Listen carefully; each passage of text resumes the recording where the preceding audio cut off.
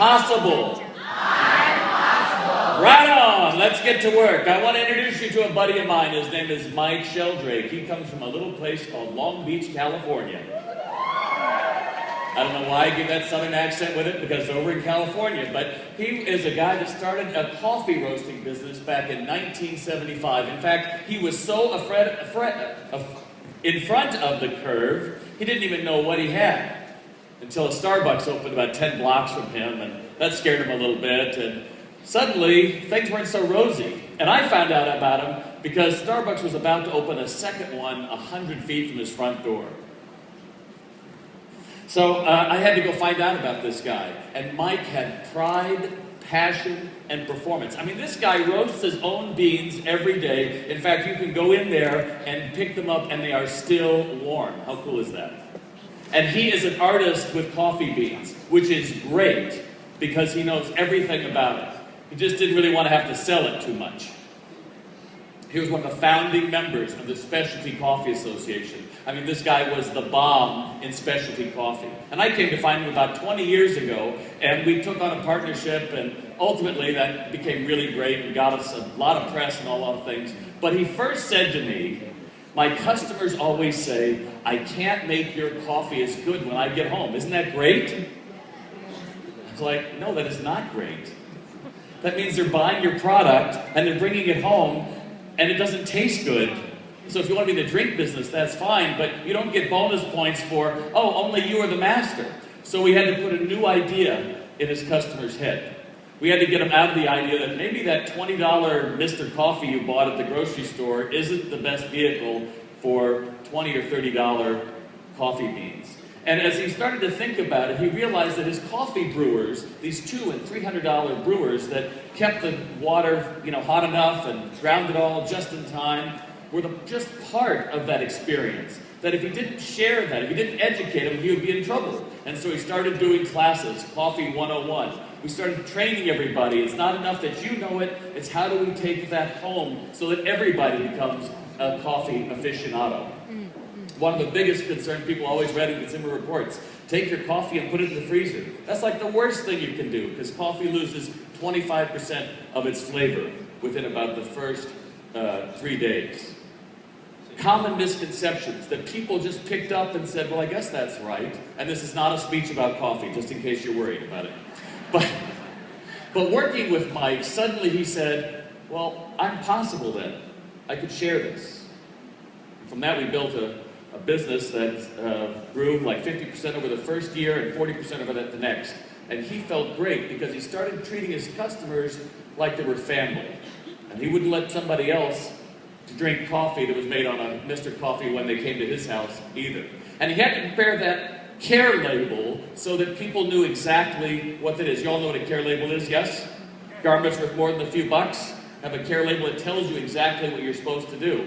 And so his care label for coffee would be grind only what you can use, avoid that freezer, and use plenty of coffee each time. And that became really insurmountable to making his business grow.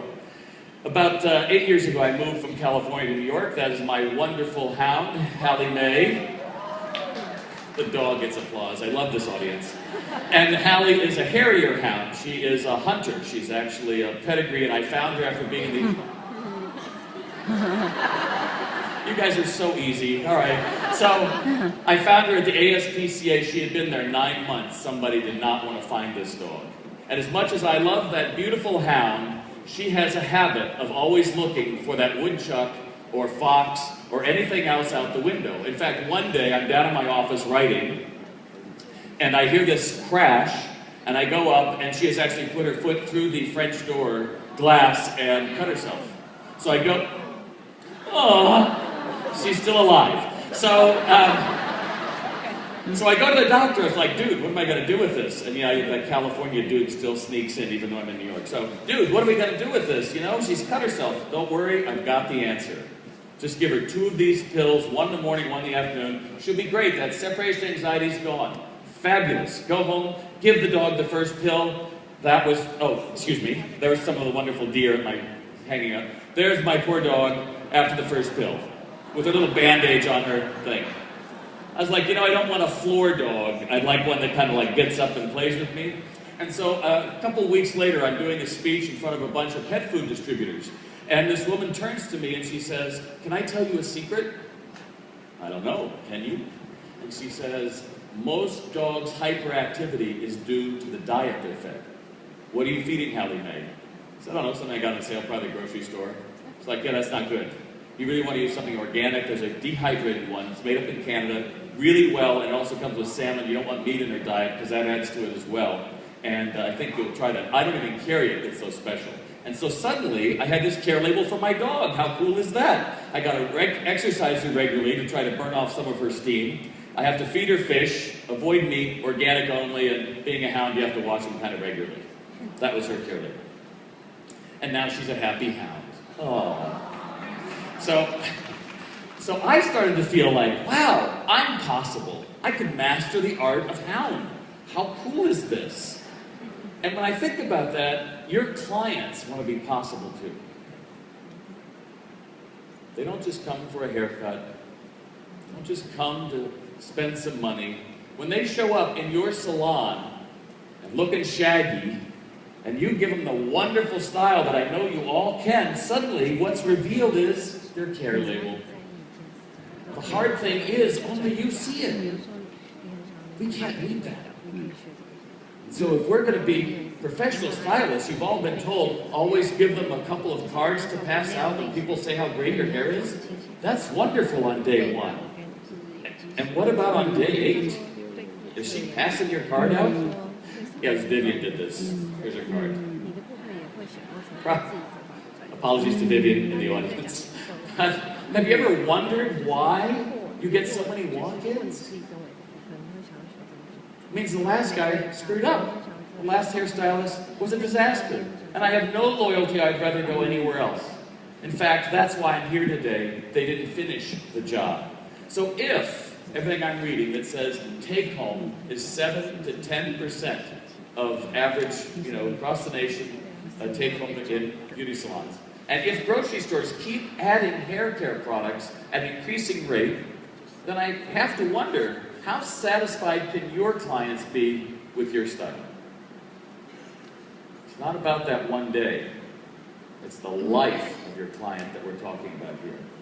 You have to tell your customers their care label, because we can't read it. That's your job. Does that make sense? Do you feel it? The dog picks her up again? Wait a minute. All right, so the shocking thing about all of this is 80% of them would buy right then if you just recommended it. And I've not ever had a chance to speak in front of a beauty professional, certainly not as talented or as wonderful an organization as this, but I will tell you I'm a customer. And when I go to a salon, I expect you to tell me everything to look wonderful as much as possible. I was lucky enough to have my hair cut by Sam Burns here the other day. I live in a hamlet of like 800. There's no Sammy or Samantha or anybody like that up there. And I got to have that experience. You know what he made sure of is he showed me what exactly I needed to look handsome. Do I look handsome with that? Is that good? All right. See, blood. All right.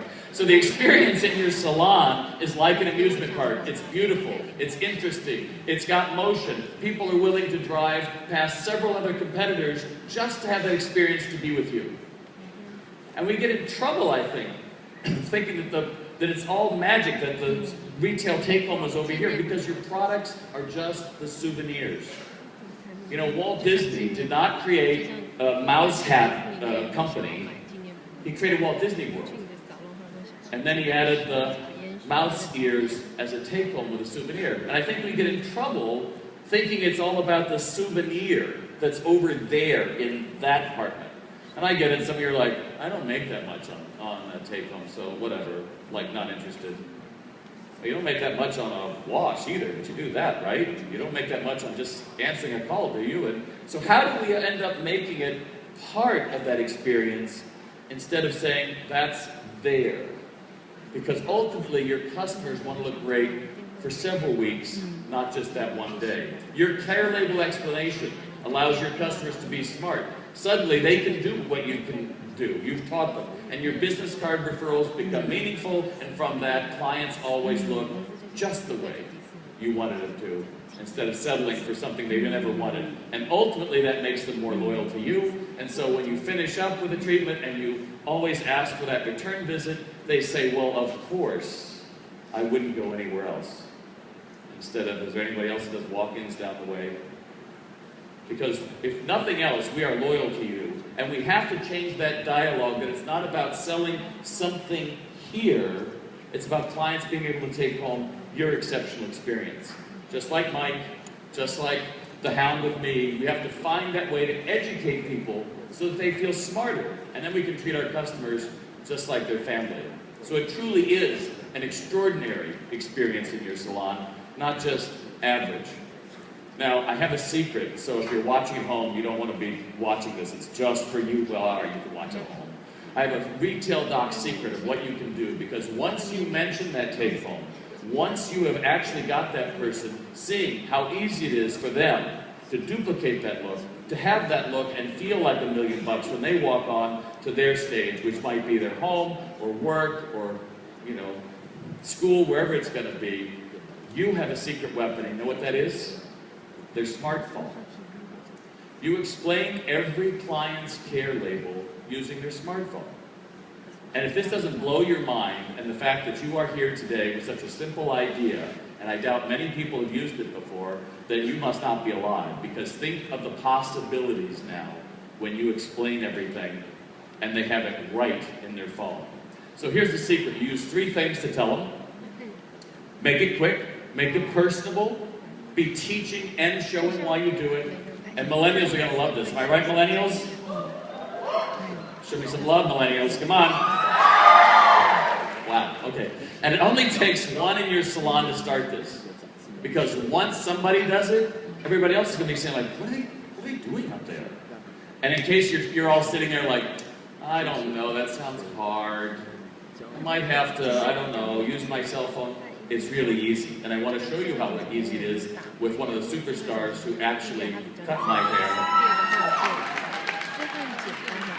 Okay, hold on.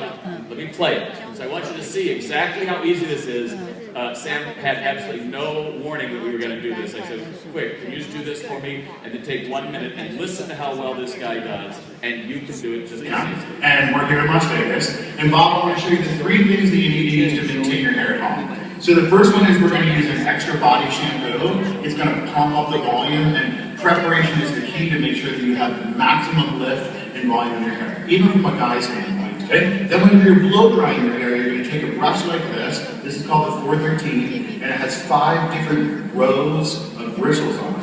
When you blow dry your hair, you're going to blow dry your hair and pick up every strand of hair so that all 5 of these rows of bristles get to play. So we're going to blow dry your hair straight up in there. Then the last row is the one that's going to make your hair just calm down. And then your final product is going to be your go-to. It's a medium hold semi-matte styling cream. You can take a little bit of this and put this on your wet hair before you blow it dry, and then take a small amount of this medium hold semi-matte styling cream, emulsify it on your hands, and then you're just going to use this as hairspray in your hands. Wham bam, thank you Sam, it's really that easy.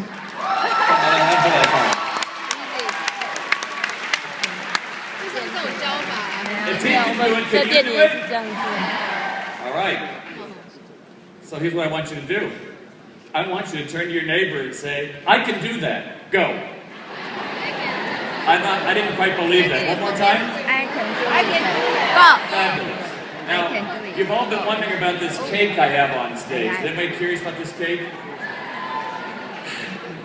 So who would like a piece of cake? I know it's a little early in the morning. All right, I need one volunteer. Can I get one volunteer? That means just come up to the front. That'd be one volunteer. That's great. Are you my one volunteer? Cool, dude. All right. And your name is? Jason. Nice to meet you. How about I have for Jason? All right. That's a big piece. I hope you're hungry. I'm just saying. All right, so here we go. We got the fork. We got the napkin. Black napkin to go with Caesars. We love that. Lovely, lovely. Hold on. All right, so you get a choice. Either this one or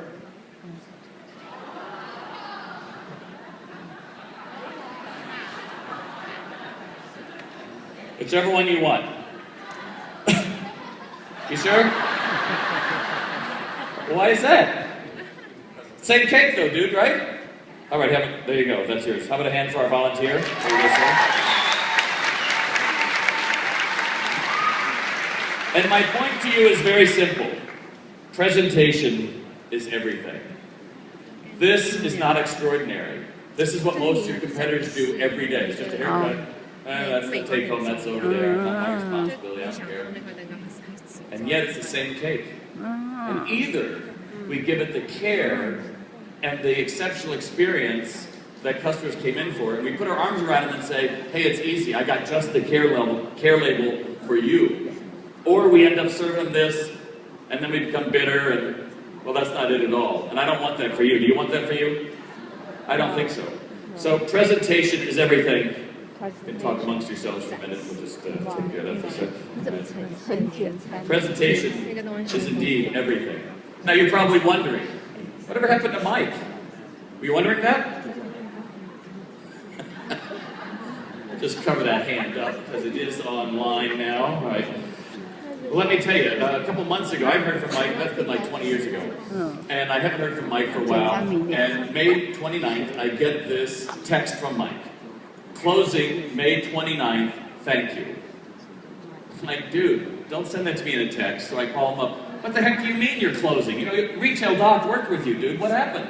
He goes, didn't you get the picture? I go, what picture? And I look back up and I'm like, so what? I saw that, what's the big deal? And he says, Starbucks is closing May 29th.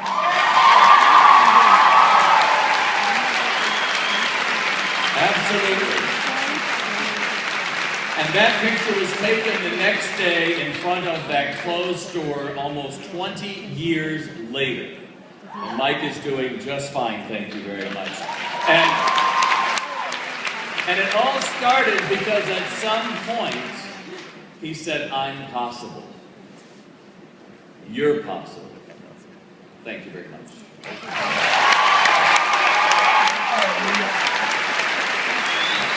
Let's hear it for Bob and Retail Doctor.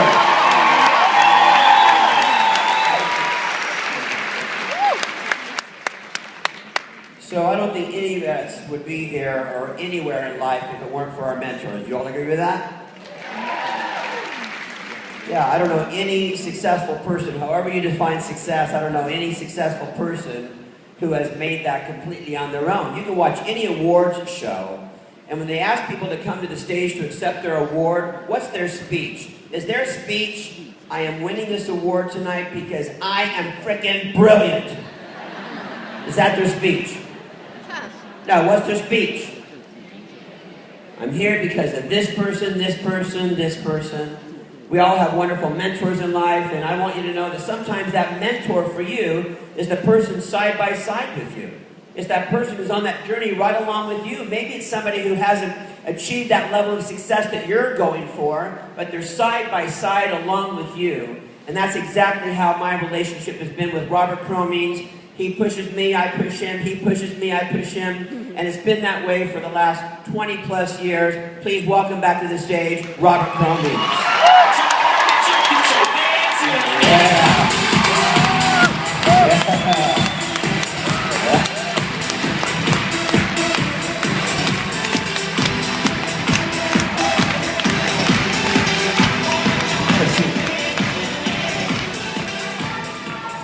Just in the audience, my president.